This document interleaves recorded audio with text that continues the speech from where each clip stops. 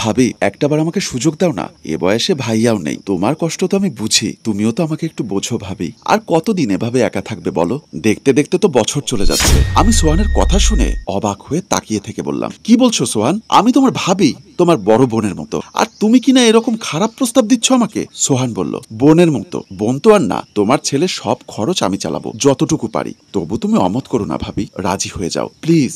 দেখো, তুমি কিন্তু বেশি বাড়াবাড়ি করছো। এতটা সাহস তোমাকে কে দিয়েছে? যাও, না হলে আমি মাকে বলতে বাধ্য হব। আমি আপাতত যাচ্ছি, তবে প্রস্তাবটা কিন্তু বহাল থাকবে। এই বলে সোহান চলে যায়। সোহান চলে যাবার পর আমি রীতিমতো অবাক হয়ে যাই। আমি ভাবছি, এটাই কি সেই সোহান যে আমার চোখের দিকে তাকিয়ে কথা বলার সাহস পায়নি, অথচ আজ এই সোহান তার বিছানায় যাওয়ার জন্য আমাকে অফার করছে। অথচ আমার স্বামী রোহান থাকতে সোহান আমার সামনে এসে কথাও বলতো না। এই তো সেদিন রোহান মেইন দরজা দিয়ে বের হওয়ার সময় আমি পেছন দিয়ে ডাক দিয়ে বললাম, ওগো শুনছো? সোহানের নাকি হাত খরচের টাকা ফুরিয়ে গেছে, তোমাকে বলতে ভয় পাচ্ছে, তাই আমাকে বলল পকেটে টাকা থাকলে ওর জন্য দিয়ে যাও। রোহান হেসে বলল, আমার ছোট ভাই আমার থেকে টাকা চাইতে ভয় পাচ্ছে? আচ্ছা ঠিক আছে, তুমি তোমার ওখান থেকে দিয়ে দিও। আর মায়ের কিছু লাগবে?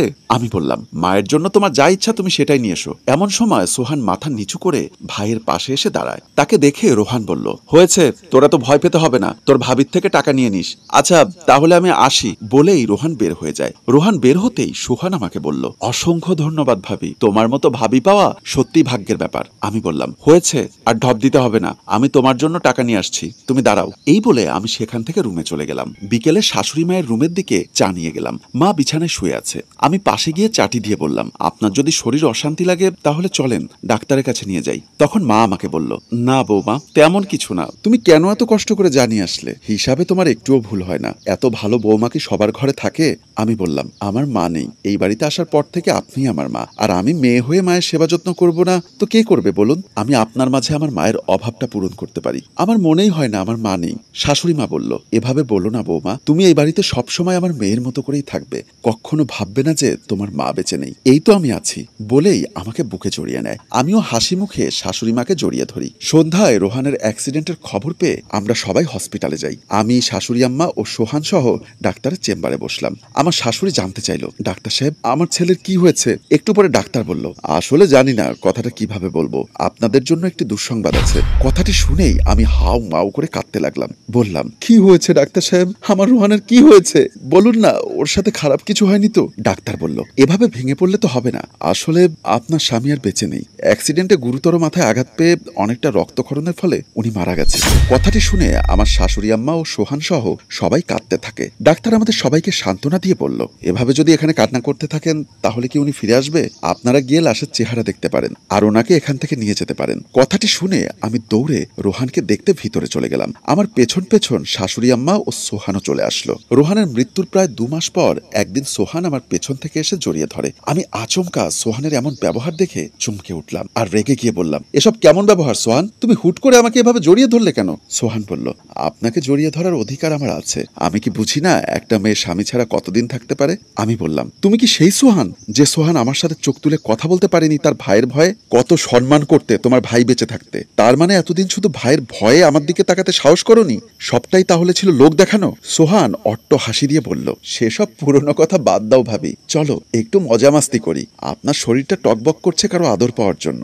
কথাটি বলতেই আমি সোহানের গালে ঠাস করে থাপ্পড় বসিয়ে দিয়ে বললাম, এক্ষুনি তুমি এই রুম থেকে বের হয়ে যাও, আর কোনোদিনও এসব কথা নিয়ে আমার সামনে আসবে না, আমি তোমার মুখও দেখতে চাই না। সোহান গালে হাত দিয়ে বলল, এর শেষ তো আমি দেখেই নিব, দেখি তুমি আমার ছোবল থেকে কিভাবে বাঁচো। এই বলে সোহান বের হয়ে যায়। আমি অবাক হয়ে এসে চেয়ে রইলাম। সোহান মায়ের কাছে গিয়ে বলল, মা, যখন ভাইয়া বেঁচে ছিল ভাইয়া তো সকল খরচ সামলাতো, তখন তো আমার টাকা দিতে হতো না, সংসার চালাতে হতো না। এখন আমার একার পক্ষে এসব চালানো সম্ভব হচ্ছে না, তুমি বরং ভাবিকে বাবার বাড়িতে চলে যেতে বলো। আরো সন্তান তো হোস্টেলে থেকে লেখাপড়া করছে, ভাবির ছেলের এত খরচের টাকা আমি দিতে পারবো না, ওনার বাবার বাড়ি থেকে টাকা দিতে বলো, না হলে চলে যেতে বলো। মা বলল, কথাটা তুই মন্দ বলিসনি, আমার রোহান মারা যাবার পর থেকে এ বাড়িতে একটিও ভালো কিছু হয়নি। এই মেয়েটি একটা অলক্ষী মেয়ে যে আমার ছেলেকে অল্প বয়সে খেয়ে ফেললো। আমি এক্ষুনি বৌবাকে বাবার বাড়িতে চলে যেতে বলবো, এখানে এভাবে বসে বসে খাবার কোনো মানেই হয় না। এই বলে শাশুড়ি আম্মা উঠে চলে আসে আর সোহান মিষ্টি মিষ্টি হাসতে থাকে। শাশুড়ি আমার কাছে এসে বলল, আসলে বৌমা, কথাটি তোমাকে কিভাবে বলবো ঠিক বুঝে উঠতে পারছি না।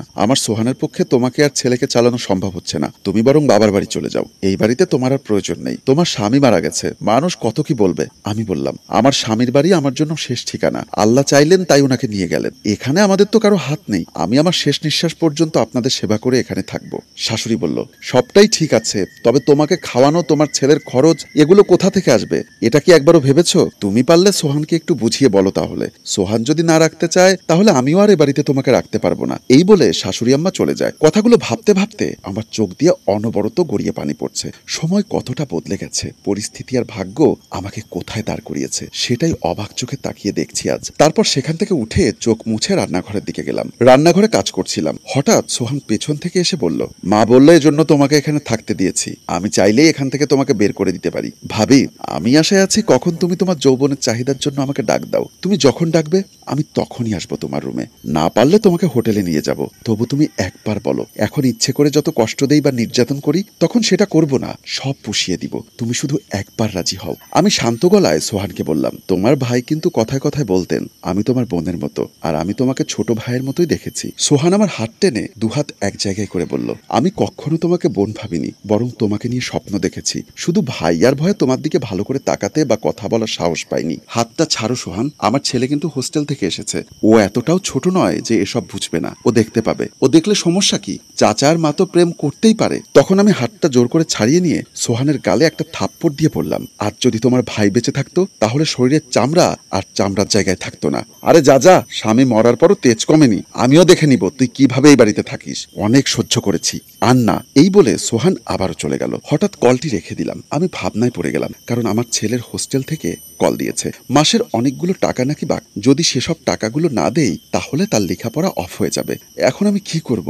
আমি যদি টাকার জন্য এখন সোহানের কাছে যাই, সোহান আমাকে নানান রকম খারাপ প্রস্তাব দিবে। হে আল্লাহ, হে আল্লাহ, আমাকে একটা উপায় বের করে দিন। আমি উপরের দিকে চেয়ে আছি আর আল্লাহর কাছে ফরিয়াদ করার মাঝেই আমাদের গল্প এখানেই শেষ হয়। সম্মানিত ভিউয়ার্স, দেবরের কুপ্রস্তাবে শেষ পর্যন্ত কি ভাবি রাজি হবে, নাকি সেই মহিয়সী নারী তার জীবন যুদ্ধে যুদ্ধ করে যাবে? গল্পের শেষটা দেখতে চাইলে কমেন্টস বক্সে জানিয়ে দিন। গল্প ভাবনায় হাশেম রাজু, পরিচালনায় রেজাউল কবির চৌধুরী ও প্রযোজনায় মঞ্জুর মোর্শেদ মিউজিক প্লাস।